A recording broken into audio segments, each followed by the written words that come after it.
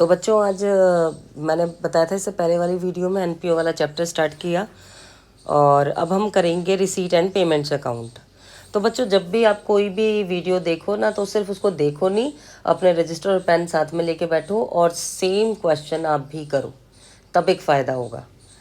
ठीक है, सिर्फ देखने से और सुनने से ही चीज़ें समझ में नहीं आती। अकाउंट्स एक ऐसा सब्जेक्ट है जब तक उसे हाथ से नहीं करोगे कुछ चीज़ें समझ में नहीं आएंगी।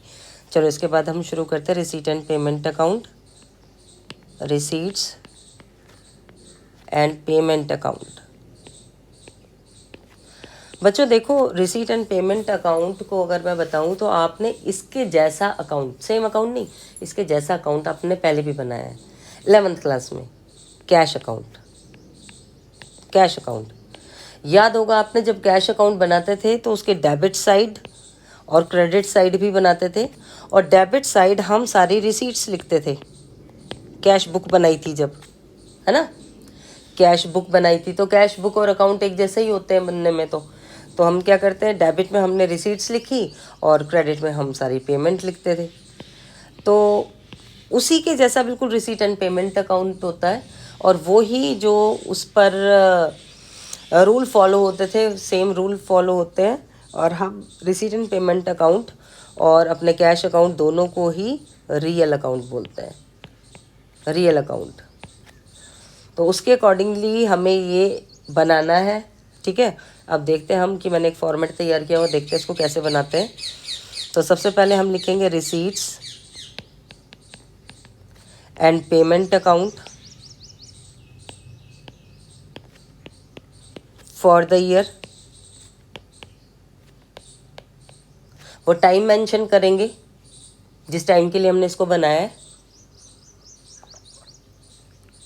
पूरे 1 ईयर के एक्सपेंसेस की पेमेंट, और रिसीट्स इसमें आएंगी तो for the year ended, for the year ended 31st मार्च,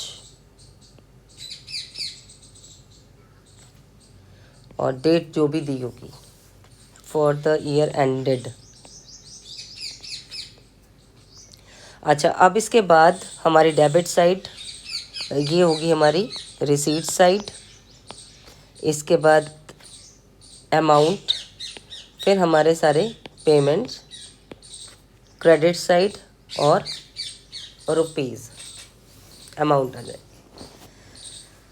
अब क्या करेंगे हम, एक छोटा सा एग्जांपल है कि जैसे कि मुझे ये जो रिसीट एंड पेमेंट अकाउंट बनाना है, ये अपने स्कूल का बनाना है। तो स्कूल में जहाँ जहाँ से रिसीट्स आ सकती हैं, इनकम आ सकती हैं, पैसा रिसीव हो सकता है, वो सारी की सारी चीज़ें हमारे डेबिट साइड आ जाएंगी, और जहाँ जहाँ पेमेंट करनी है, पेमेंट होंगी, वो सब की सब क्रेडिट साइड आ जाएंगी। अब देखते हैं, जैसे सबसे पहले जब भी ये स्टार्ट करेंगे इसे हम, तो बैलेंस बॉट डाउन से करेंगे, क्योंकि कैश अकाउंट है। तो जैसे cash account balance brought down से स्टार्ट होता है, तो बैलेंस सीधी से इसको बंद करते थे, सेम वही होगा। टू बैलेंस बॉट डाउन से स्टार्ट होगा और वो बैलेंस लिखेंगे। इसके बाद हमें जो भी इनकम रिसीव हुई है, जैसे to interest received,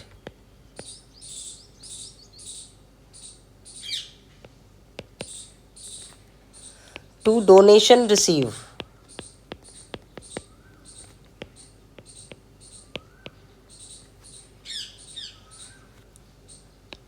to subscription received,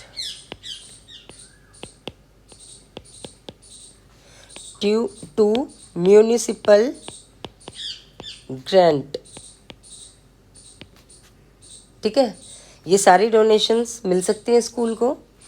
बस सब्सक्रिप्शन क्या है, सब्सक्रिप्शन मेंबर्स देते हैं, क्लब को मिलता है, क्लब को या जिसमें भी मेंबर्स होते हैं। तो मेंबर हैं जो, जब वो मेंबरशिप फीस देते हैं अपनी, तो उनको सब्सक्रिप्शन भी देना होता है ईयर बाय ईयर। तो जितने मेंबर होंगे उतना सब्सक्रिप्शन रिसीव होगा, और ये उस क्लब, उस सोसाइटी के लिए, उस एनपीओ के लिए इनकम होगी, इसको हम डालेंगे। तो ये हमने डाल दिया। अच्छा, इसके बाद आपका स्कूल कौन कौन सी पेमेंट कर सकता है, बाय रेंट, ठीक है। कोई एनुअल फंक्शन कराया था, कोई ऑडिटोरियम बुक कराया, तो उसका रेंट देना पड़ सकता है, वो रेंट दे दिया। बाय ऑनोरेरियम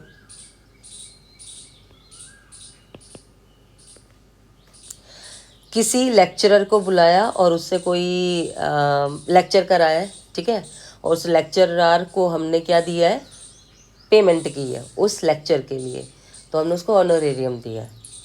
तो ये आ जाएगा हमारा। बाय स्टेशनरी परचेज्ड हो सकती है,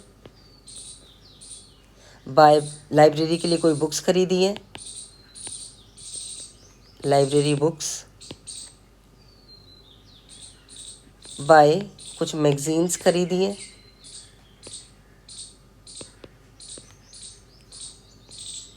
मैगजीन, ठीक है। इसकी स्पेलिंग कुछ गलत कर दी है मैंने, रुको एक मिनट इसको ठीक कर दूँ।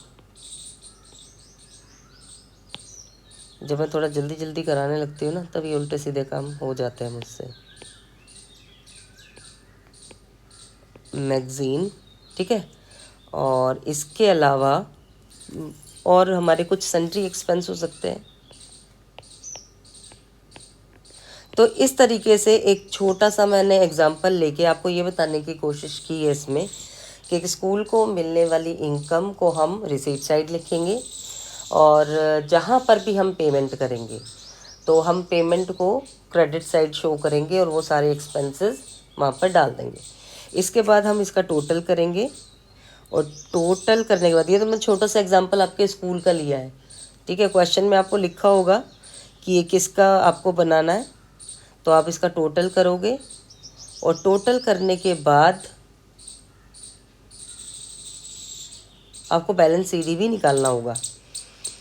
तो balance by balance carried down, यहाँ पर बैलेंस आ जाएगा।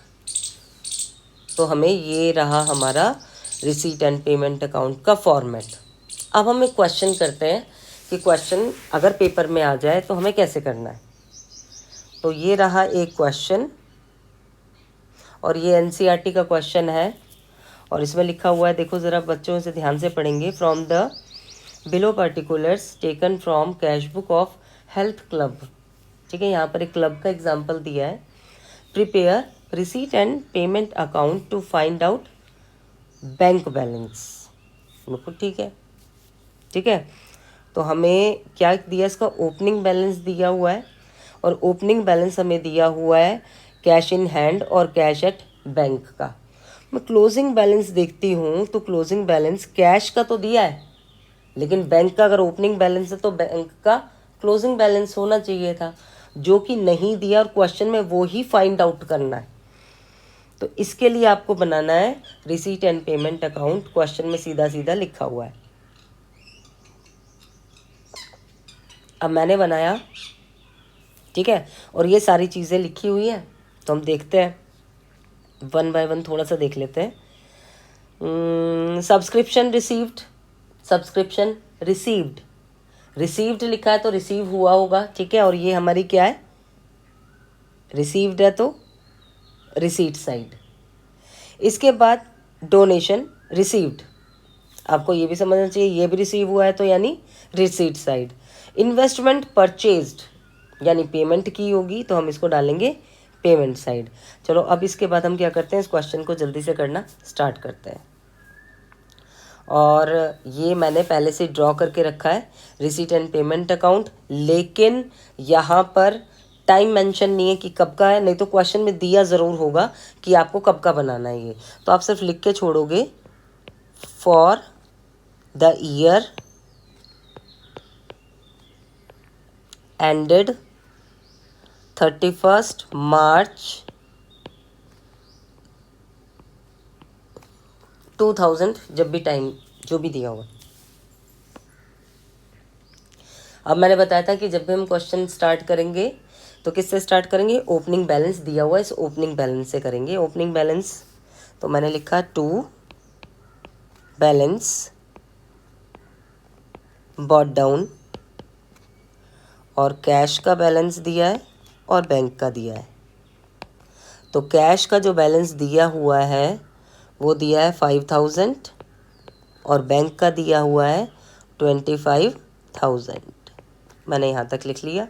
इसके बाद subscription received 1,65,000 subscription receive to subscription और ये हो गया 1,65,000। अच्छा, इसके बाद आ जाते हैं हम डोनेशन रिसीव्ड 35,000 टू डोनेशन और ये आ गया 35,000। अच्छा, इसके बाद देखते हैं, देखो ये तो थी मेरी इनकम। अभी अब मैं देखती हूँ, अब आ गए हम इन्वेस्टमेंट परचेज, यानी परचेजेस की है, परचेजेस की है तो पेमेंट की होंगी। तो ये कितनी है हमारी 80,000।